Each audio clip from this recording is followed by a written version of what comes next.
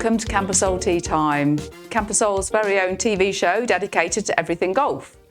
Each week we'll be talking about one of the holes on Campusole golf course, the approach, the difficulties, the stroke index, and obviously the highs and lows. So to help us make the most of the hole, with me in the studio once again is Rob Greatley. Hi to everybody at home. What are we talking about today, Hayley? Today we're going to be talking about hole 2. Hole 2, right, okay then. Hole 2. So, what is the approximate distance of hole 2? Okay, so hole 2's got two separate tee boxes, one dedicated tee box for the whites and one tee box for yellows, blues and reds. Yellows, blues and reds. So from the whites, it's about 465 metres, and from the yellows, blues and reds, between 435 and 420 metres. So depending on which tee box you're teeing off from, for the men, obviously there's a massive difference from the whites. Well, 30 metres, which is, the whites and the yellows. So bearing in mind the difficulties that are facing you, which is obviously on the left-hand side, you've got the boundary fence. Yep. On the right-hand side, you've got the water coming into play. I mean, it's set quite a way back from the fairway, but there is a lake on the right-hand side. Okay, so what would be your preferred club? Well, I'm using a driver. You'll take a driver? Yeah, definitely. Okay. And if you're playing from the yellows, I'd still be taking a driver. You still take a driver? Yeah, the difference between playing from the whites and playing from the yellows is from the yellows, you probably manage to make it over the ditch down the fairway. Yeah. From the whites, you probably wouldn't. You probably wouldn't. Or you possibly wouldn't. So I'm playing off the reds, so I would take a driver. You would take as a driver. Well, yeah, because from the reds and from ladies' tee, we don't hit generally as far as the men. Not generally. You would hope to make it to just before the ditch. That would be a good shot. Yeah. Yeah. So are the difficulties from the tee boxes? You've got, after the lake, you've got some lava rock on the right-hand side, but you get a free drop from that anyway. Yeah. And then, of course, if you land in the ditch, you've got to decide whether you're going to play from the ditch or whether you're going to take penalties. That is the problem, the ditch, isn't it? You know, there is also potential, if you're taking a driver, that you could end up in the ditch. Yeah, I mean, it's right in the landing area, so... Yeah. I mean, it is possible to take your shot out of the ditch if you are in there. Yeah, because it's a dry ditch. It's actually got grass in it now, whereas it used to have water. But, I mean, as long as you've got a fairly good lie, there's no reason why you can't play a shot out the ditch. Yeah. And then, so for your second shot, club choice. Okay. It's got to be a wood, I guess. No, I mean, what would you take for your second shot? Not for me, 6 iron. 6 iron? Yeah. Okay. Yeah, I play the hole differently to a lot of people. A lot of people try and hit the ball as far as they can, whereas I'm always looking to leave my ball 100 yards, 100 metres away from the hole. So. Yeah. But for higher handicappers, myself, for instance. Okay, so what do you use then? Well, so if I my first shot, if I can get it just short of the ditch, then I would just use maybe a 5 wood. Try and keep it on the fairway and just get it somewhere like halfway up, perhaps. Okay.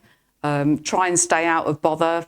You know. Just looking a little bit further ahead, are you trying to make the green in 4 or make the green in 3? Oh gosh, if I could make it in 3, I'd be over the moon. Right, so you're really aiming to get on the green in 4. I'm aiming to get to the green in 4. And the reason you do that is because presumably you get a shot on that hole. Exactly. Correct. Yeah. Okay. Well, actually, at the moment, I get 2 shots on that hole. Handicap's been going up a little bit. I should keep quiet about that. I will keep quiet about that. But yes, so to get 2 shots on that hole, then you can kind of take a little bit of comfort in. And in actual fact, once again, we've talked about this before. If you're a higher handicapper and you've got shots on the hole, then use them to your advantage. It will help you to score better. Yeah. So let's say we're on our second shot. I know you said you're hoping to get to the green on your second shot. No, I'm hoping to get to the green on my third shot. On your third shot. Yeah. So difficulties approaching the green. Okay, so once again, you've got the boundary fence that runs all the way down the left-hand side of the fairway. So there's always the opportunity to get into trouble there. On the right-hand side, there's scrubland, and then a little bit further down where the scrubland finishes, you've got a line of palm trees. So it's not a lot of danger, but there's always a possibility of landing behind the tree, going into the scrubland. Yeah. And then you haven't got a shot. And that is the trouble, because those trees, if you get stuck behind there, you've literally just got to take your punishment. They basically get back on the fairway. Yeah, just take a little chip shot from behind the tree, back onto the fairway with the hope of getting onto the green. Yeah. You've obviously got the problem of the big bunker, which is in front of the green. Yeah, a lot of people go into that bunker because it's a very huge big bunker, and it Yeah. protects the green so well because it literally goes all the way round. Yeah, I mean, it does. It's especially comes into play when the flag's on the right-hand side of the green, because obviously it's there to protect the flag. If the flag's on the left-hand side of the green, not so much of a problem because you've actually got the opportunity to even play a running shot onto the green. So. But even if if the flag's on the left-hand side, it's still a very narrow approach shot. It is, yeah. Onto the green. Yeah, yeah. You know, you've got the grass bunker on the left-hand side, which isn't difficult. No. You know, but it's still, you don't really want to be in there. You know, for your third stroke, fourth shot, you really need to be like getting through that narrow channel. Yeah, I mean, you really should be aiming to get on the green at least in 3 for me, for a lower handicapper, but on the green in 4. Yeah. Give yourself an opportunity for 2 putts. As we said before, 2 putts on every green, you're going to score well. Yeah, yeah. Okay, so from your drive and then your second shot, third. Hopefully onto the green. Hopefully onto the green. Or maybe fourth onto the green. Yeah, it's quite a big green. It's one of the biggest greens on campus, I think. Yeah. The only problem is if you happen to run either right, left, or to the back of the green, there's quite a bit of long grass there. Which is trouble. Yeah, there's a lot of long grass there. Yeah. You know, it's it's quite tricky, and to get out of there, you know, it's not an easy chip shot. No, it's very rough grass. It's very rough grass. Yeah. And so, what would be the best score for you on this hole? Oh, I'm always looking to try and birdie that hole. Yeah. One of the holes on campus. I mean, there's certain holes that I look at and I target that birdie holes, birdable holes. Yeah. Yeah, hole 2 is a birdable hole, definitely. So it's stroke index 11. 11. Okay. Yeah. So your handicap is 13. 13. So you just get the one shot on I get the one there. shot, yeah.